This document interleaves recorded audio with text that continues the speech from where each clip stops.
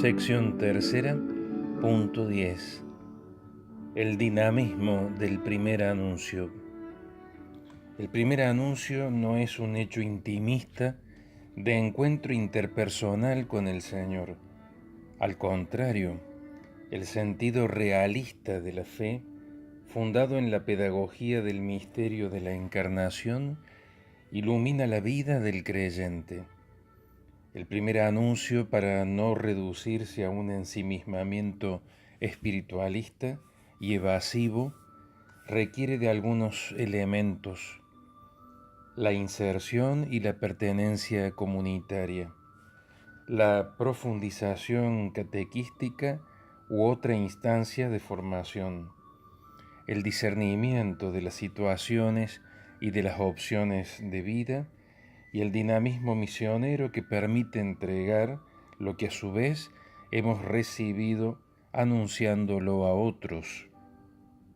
En síntesis, si el anuncio del Evangelio busca que cada oyente de la palabra se encuentre con Jesús y se suscite la fe en Él, entonces no hay discipulado sin encuentro personal.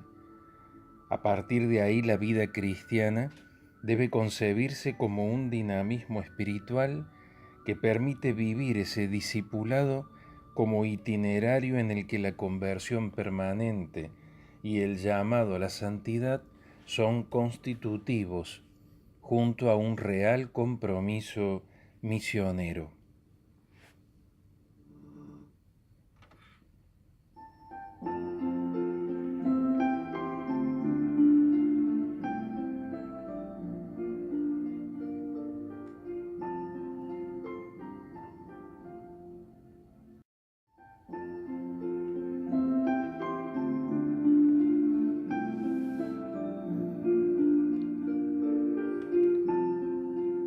Sección tercera, punto 11. El interlocutor del primer anuncio, el discípulo misionero. Todos somos interlocutores del primer anuncio. Hay que superar la visión de que unos son agentes activos y otros destinatarios receptivos. Interpretarnos así implica una concepción eclesial de diseño vertical. La Iglesia Comunión pone a todos en el vínculo y en la interacción de mutuo aprendizaje y de enriquecimiento. El que anuncia y que es anunciado son discípulos misioneros, tanto en lo personal como en el comunitario. También las comunidades deben ser anunciadoras y anunciadas.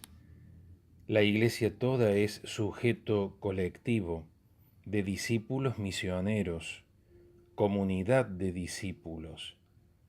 El conjunto de la Iglesia se hace discípula en un progresivo y permanente estado de conversión. No existe el discipulado misionero estático.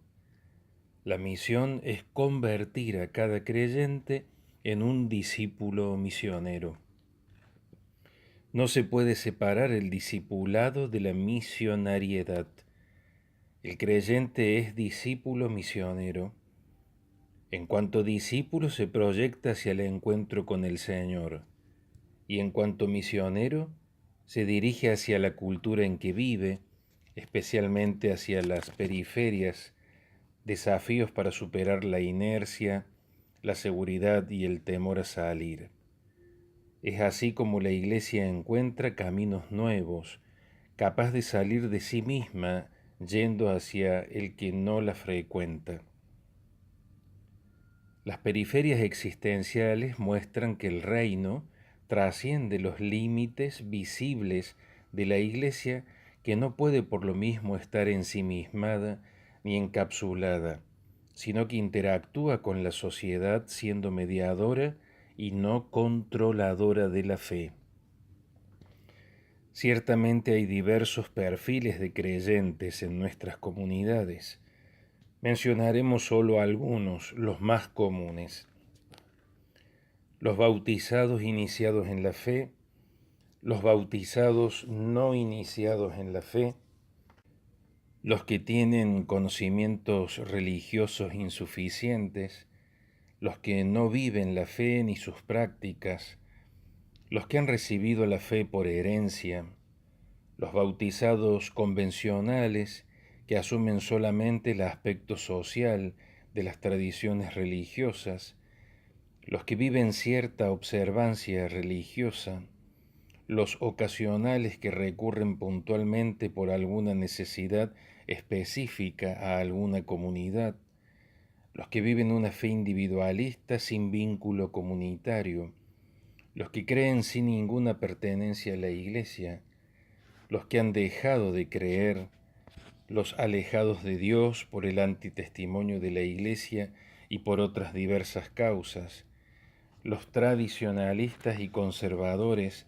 que se resisten a los cambios y los progresistas que promueven una Iglesia con mayores y más rápidas transformaciones, los secularizados que han sido absorbidos por la socialización cultural y se han mimetizado con el entorno acríticamente, los que han vuelto a la fe después de alguna crisis o distanciamiento, los que buscan con alguna inquietud en estado de indecisión, los sincréticos que asumen prácticas y creencias alternativas, los que tuvieron fe y la perdieron volviéndose indiferentes religiosos, etc. También están ciertamente los convencidos y los comprometidos con la fe, los iniciados y los reiniciados en la fe, los que sienten el sincero deseo de crecer, los que siempre están formándose, los que viven en coherencia con su fe y los creyentes testimoniales. Todos juntos conformamos la Iglesia, pueblo de Dios. Cada vez que colaboramos, aunque sea de manera simple y discreta, al anuncio del Evangelio, nos convertimos en auténticos discípulos misioneros. El discípulo misionero supera el espiritualismo intimista desde la cercanía y el encuentro con los demás. El primer anuncio en clave de encuentro y cercanía otorga un lugar protagónico a los laicos y permite, superando el clericalismo, redescubriendo la identidad bautismal del sacerdocio común de los fieles a partir de la corresponsabilidad misionera.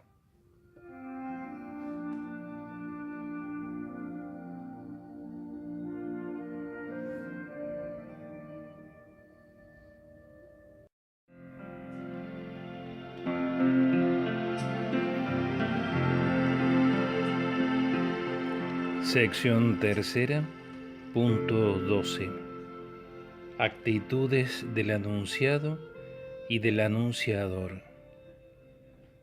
San Juan Pablo II instauró el concepto de cultura de la vida y cultura de la muerte. Ahora el Papa Francisco habla de cultura del descarte y cultura del encuentro. Respecto a la primera afirma que no se conforma solamente con excluir, sino que avanza silenciando, ignorando y desechando todo lo que no le sirve a sus intereses. El consumismo alienante de algunos no logra dimensionar el sufrimiento asfixiante de otros. Es una cultura anónima, sin lazos, sin rostros. Las personas son también tratadas con esa lógica, usadas hasta el cansancio y después dejadas como inservibles. Por el contrario, la cultura del encuentro es una forma de vínculo superadora de la indiferencia y la autorreferencialidad. Es hora de saber cómo diseñar una cultura que privilegie el diálogo como forma de encuentro, la búsqueda de consensos y de acuerdos, sin separarla de la preocupación por una sociedad justa, memorable y sin exclusiones. El autor principal, el sujeto histórico de este proceso es la gente y su cultura. no es una clase, una fracción, un grupo o una élite.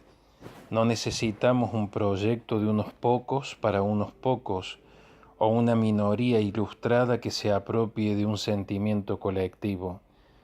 Se trata de un acuerdo para vivir juntos, de un nuevo pacto social y cultural. Evangelii Gaudium 239. Esta cultura debe impactar también en nuestras prácticas eclesiales. El encuentro requiere por parte del anunciador y anunciado algunas actitudes, ya que es necesaria la disposición a la escucha del llamado de Dios a través de alguna mediación providencial y la presencia de una búsqueda humilde capaz de pedir ayuda en determinadas circunstancias, generando una apertura a la novedad del Evangelio. Muchas veces es búsqueda del sentido hondo de la vida y de las certezas existenciales más profundas, donde el Evangelio se conecta e ilumina con la propia experiencia. El anunciador debe estar convencido, como dice el Papa Francisco, que solo puede ser misionero alguien que se sienta bien buscando el bien de los demás, deseando la felicidad de los otros. Esa apertura del corazón es fuente de felicidad porque hay más alegría en dar que en recibir. Uno no vive mejor si escapa de los demás, si se esconde, si se niega a compartir, si se resiste a dar, si se encierra en la comodidad. Eso no es más que un lento suicidio. La misión no es una parte de mi vida o un adorno que me puedo quitar. No es un apéndice o un momento más. Es algo que yo no puedo arrancar de mi ser. Hay que reconocerse a sí mismo como marcado a fuego por esa misión de iluminar, bendecir, vivificar, levantar, sanar, liberar. Allí aparece la enfermera de alma, el docente de alma, el político de alma, esos que han decidido ser con los demás y para los demás. Si uno separa la tarea por una parte y la propia privacidad por otra, todo se vuelve gris y estará permanentemente buscando reconocimientos o defendiendo sus propias necesidades. Dejará de ser pueblo. Para compartir la vida con la gente y entregarnos generosamente, necesitamos reconocer también que cada persona es digna de nuestra entrega. Por su parte, el anunciador precisa coraje para anunciar, alegría, fe, confianza en el Espíritu Santo, mansedumbre, atención e interés por la realidad del otro, capacidad de escucha, discernimiento, cercanía afectiva y cordial, etc.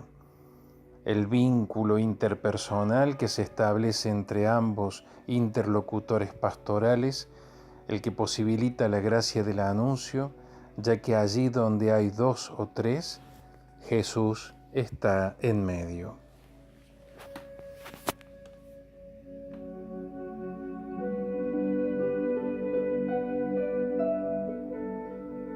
Preguntas para el discernimiento.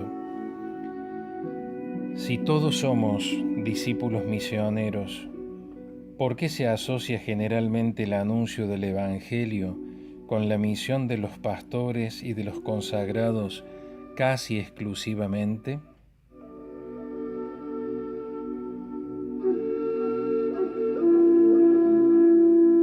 ¿Por qué los creyentes de la Iglesia Católica hemos perdido la capacidad misionera de salida a anuncio?